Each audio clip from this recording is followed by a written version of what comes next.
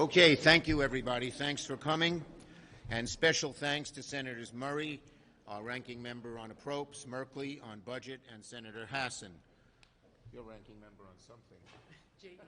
JEC. So thank you for coming. Last night, President Trump plunged the country into chaos, a cruel, nasty, and illegal chaos.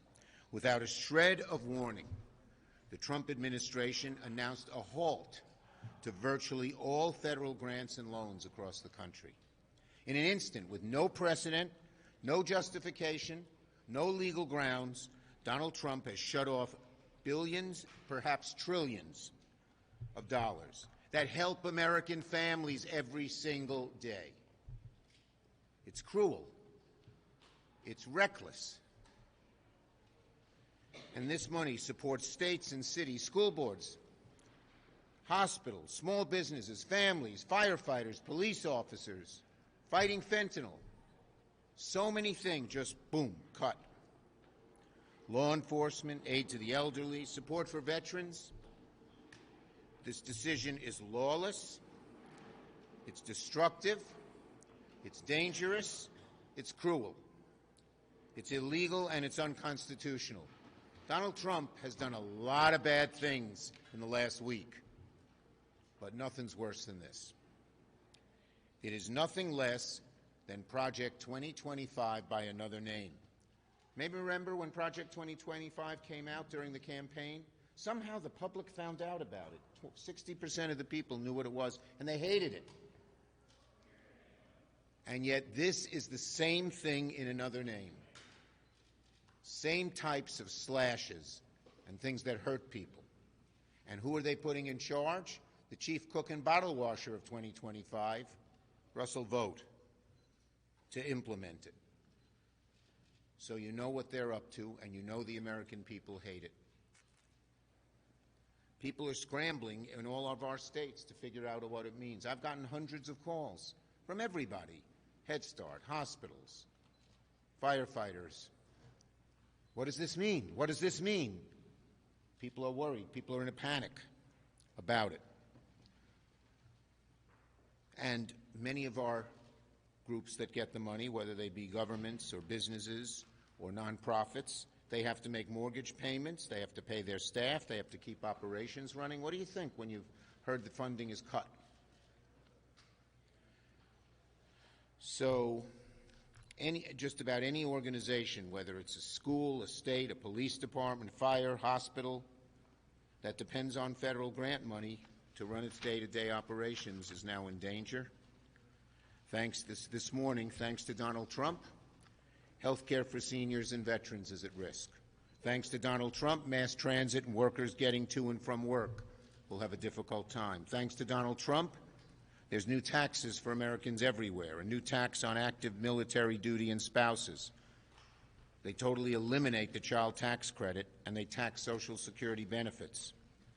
Hospitals and community health centers can't draw down any of their funds. They need it every day, to deal with people who have emergencies at hospitals. Head Start programs in New York have already begun to feel the impact. They're unable to access any funds. Some of them owe rent checks today. They don't have the money. This is cruel, and it affects everything everywhere. Republicans are quite literally defunding the police. And on all these things, we will not stand idly by.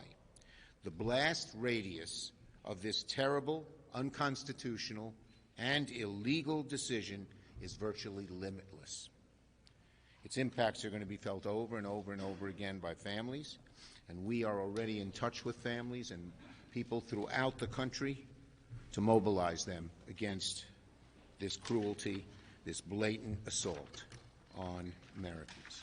And American families should make no mistake, the money's been taken from them, will be spent. That money will be spent, but not on them, on the people at the very top who want tax cuts. It's cruelty and lawless, as I said.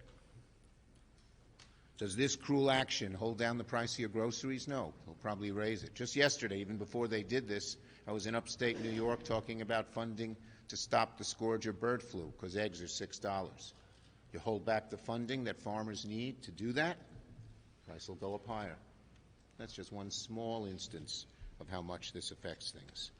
So, no matter how much he believed, the President does not have the authority to ignore the law. I spoke to Tish James, our Attorney General in New York, and she is the head of the Attorneys General Association. They're filing a suit, and we're going to be joining them in other legal action. But it's not just going to be legal action. There's going to be action everywhere. Pressure on Republican House and Senate members to see if they support this stuff. Mobilization of people across the board, because this cannot stand. It's just awful. Patty. Got this. Well, thank you. You know, every one of us in this building owes a huge debt of gratitude to our Capitol Police. Considering all the sacrifice they make to keep us safe, we all should be able to say with one voice that if you violently assault a Capitol Police officer, you should not get a pardon, and you should not get off scot-free. I'm going to have a lot more to say on the floor later today, but from Trump pardoning violent insurrectionists to issuing blatantly unconstitutional executive orders to lawlessly blocking bipartisan funding. We've got a lot of ground to cover.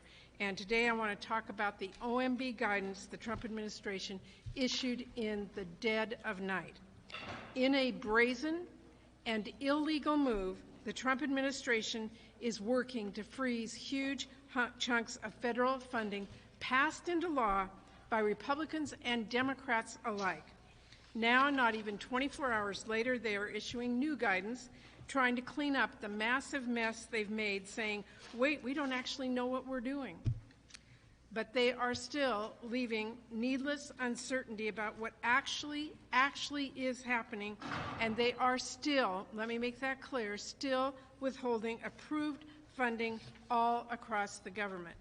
Meanwhile, the chaos is already hurting people, creating confusion, and causing devastating delays. Where do we start here? There are a lot of urgent questions, but precious few answers, and the answers keep changing. What about grants for public safety, grants for our firefighters, or that prevent violence against women? Those aren't direct to individuals. Are they still halted? Healthcare. What about the community health centers that millions rely on, including in our rural areas? Money fighting the opioid crisis. Grants that go to states, communities, and nonprofits. Are they stopping funding for addiction treatment and prevention? Clinical studies. Scientists at the University of Washington and Washington State University are deeply alarmed. This is not theoretical.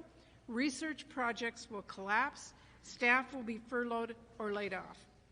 Tribes in my state are deeply alarmed that they will see severe cuts across healthcare, education, law enforcement, housing, practically every aspect of daily life on Indian land. And of course, what about disaster relief that could be derailed? In eastern Washington, in my home state, $44 million to help Spokane County rebuild after wildfires. Money that was announced weeks ago, still on pause. Last week, Trump visited communities in North Carolina and California, reeling from disaster. Now he's throwing the aid those communities need into chaos. Schools that need Title I payments are worried they may not get the funds that Congress has allocated and voted on. Suddenly, we now don't know how will Meals on Wheels feed seniors who depend on them. What does this mean for our homeless veterans we are working to get housed? Entire budgets and payrolls across the country are carefully hinging on these resources. We're talking about small towns, cities, rural America, school districts, universities, and much more. And look, saying, oh, just kidding, not even 24 hours later, is not a solution. You can't pretend you had no idea that this would cause chaos despite all the warnings. That is not believable. And even if it was true, not a good reason for all the damage that's been caused. Even despite what we've heard from the administration in the last hour, They are still promising to illegally withhold funding owed to all of our states. That basic truth has not changed. So I am urging my fellow Republicans to open your eyes to just how bad this is and will be for your states and your communities, and speak out. I know reports say the White House is trying to silence members who've done that. Stand up. We're talking about your constituents. And specifically, I urge my Republican colleagues on the Senate Budget Committee to vote against Russ Vought's nomination. Republicans should not advance this nomination out of committee until the Trump administration follows the law. And I'm warning the Trump administration, the law is the law. You need to reverse course, follow the requirements of the law, ensure the nation's spending laws are implemented as Congress intended, and avoid this pointless, damaging chaos. I want people, before we start, just look at this chart. These are just a few. They're defunding the police. Republicans are defunding the police. President Trump is in this proposal. Police and firefighter funding in this action proposal. Health care and housing for seniors. They're cut. They've cut it. They've cut. Funding for hospitals and community health centers. Cut. They depend on this money day to day. Head Start programs. School meal programs, tax relief for families, veterans, and retirement. And that's just a scintilla, a small, tiny bit of what they're doing. It's across the board. This is not a proposal. This is what they did. This is what they've done. Yep. Jeff. We are in the midst of a sweeping authoritarian power grab that has never been witnessed in the lifetime of anyone standing here right now. The Inspector Generals being fired. Memos going out telling government workers to spy on government workers to see if anyone is overly sympathetic to the idea of diversity. And now we have Trump saying, I'm going to steal the power of the purse allocated in the Constitution to the House and Senate, to Congress, and I'm going to take it for myself. I don't care what's been authorized or obligated in contracts. I'm going to decide what funds get spent and which ones don't. That is a constitutional crisis. Now, the architect of this sweeping authoritarian power grab is Russell Vogt. He is very experienced. He was director of Office of Management Budget before. He ran a think tank where he advocated for the ideas that were in Project 2025.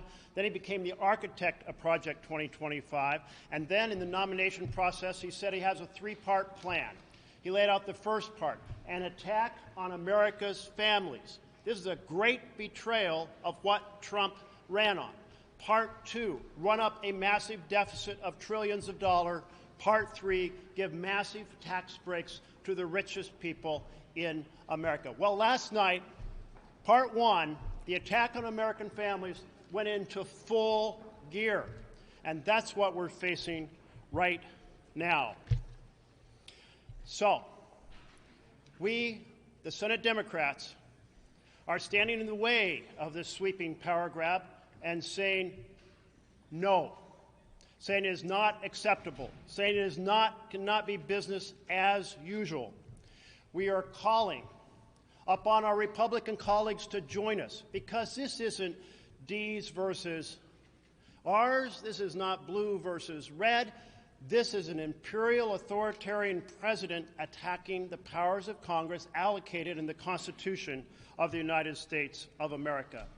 Now, this power, that architect of this sweeping imperial authoritarian takeover, Russell Vogt, he says he doesn't care.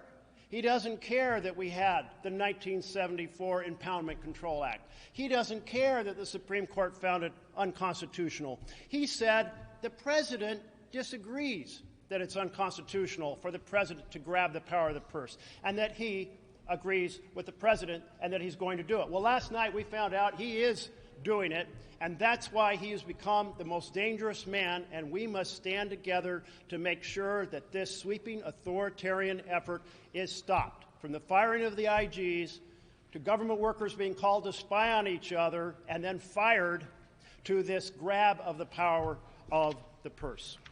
Senator Hassan. Well, thanks, everybody, for being here. Look, America has endured for almost 250 years as the world's greatest democracy and greatest nation because we believe that no one is above the law. Because up until now, our leaders have never confused themselves with kings. But President Trump has been relentlessly attacking those principles of our free government since the moment he finished his inaugural address. The president began by pardoning violent criminals who assaulted police officers and tried to overthrow our free and fair election. And then late Friday night, President Trump illegally attempted to fire at least 17 inspectors general, which, if successful, will make our government less efficient. It means that the government will waste more taxpayer money, and the absence of inspector generals also will allow big corporations to rip off the American people, especially through some of the government contracts that they hold. And now, as if to test the limits of our democracy, as if to exploit what President Trump believes is the weakness of the Republican Senate caucus, and to test our society's capacity for outrage and chaos, the president is unilaterally freezing all federal grants. These are vital federal funds, as you have heard.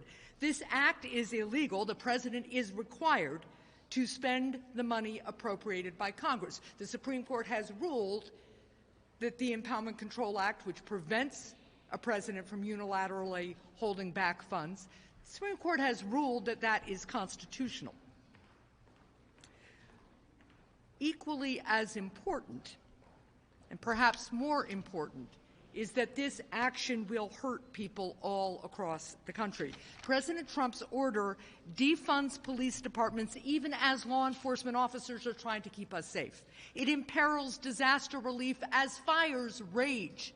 It halts cancer research as we strive for cures. And it shuts down shelters for homeless veterans in the cold of winter. The White House claims, or tried to claim, that Medicaid isn't impacted, but let's be clear, we are hearing from Medicaid offices all across the country that they are right now locked out of the critical Medicaid computer portal that allows them to draw down funds. They are locked out of these federal reimbursement systems, which in practice means that federal funds can be halted or rejected. New Hampshire law enforcement agencies have told my office that the freeze of federal funding may force them to rescind job offers, meaning fewer cops on the streets. A New Hampshire organization that helps domestic violence survivors also told my office that it is now locked out of federal funding systems, which will significantly impact the crisis centers it runs for women. These are concerted and insidious actions. Senator Merkley talked about Russ Vought. Russ Vought is the ultimate Washington insider, and he was hired by Donald Trump, and he faces our confirmation vote. He was hired by Donald Trump to do this work, using his insider knowledge in a way that will hurt millions of people, small businesses across our country, and send shockwaves through our economy. Let's be clear, this money is not the president's to freeze or take away. It was appropriated by Congress, and it belongs to the American people. To my Republican colleagues, I suggest that you have to decide what bridge it is too far. To examine if you would tolerate these authoritarian acts and precedents were the president not of your own political party. The president would, of course, be better served spending his energies attacking high prices, not life-saving grants, not the people's watchdogs, and above all, not the rule of law. We cannot let America become a place where our leaders hold back the people's funds by day and purge the people's watchdogs by night. Not here, not in a democracy like ours, not ever. Thank you. Let me just say one thing, folks. Any Republican senator who votes for Russell Vogt will bear on their shoulders all of these horrible, horrible cuts and actions. They have a chance to stop this. Let's see what they do. Yes. Senator, I understand that you say that this is unlawful, and you say that it's unconstitutional. But for the American people, what practically can you do, aside from filing a lawsuit that could take weeks to adjudicate? I think our Republican senators and congressmen are going to hear from their constituents from one end of the country to the other. They're going to hear from police departments and schools and cancer research clinics and fire departments and police officers. Everyone is really upset about this, and we're going to continue to put heat on them so that they will not vote for Vogt. Plain and simple. They're going to bear the consequences on their backs for what they have done to their constituents. Next. In light of a dozen Jewish groups leaving X over what they call toxic speech, evil speech, do you have concerns about Elon Musk's gesture after the inauguration, also his speech to the AfD in Germany, saying that Germany needs to move beyond guilt? There shouldn't be anti-Semitism anywhere. Yes. Wait. Yes. If I may. ICC is involved in investigating Russian crimes in Ukraine.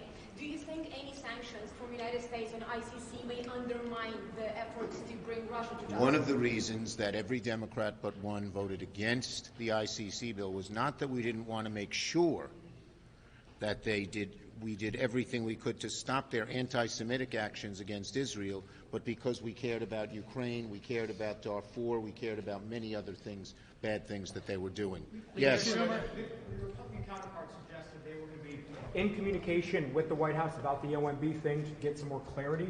Do you all anticipate some kind of communication directly to the OMB too? We're going to communicate with everyone under the sun, and most importantly, with our constituents, and tell them, let your Republican senators know, let your Republican congressmen know that you hate this. They'll feel the heat. Have any of you spoken directly with organizations or states?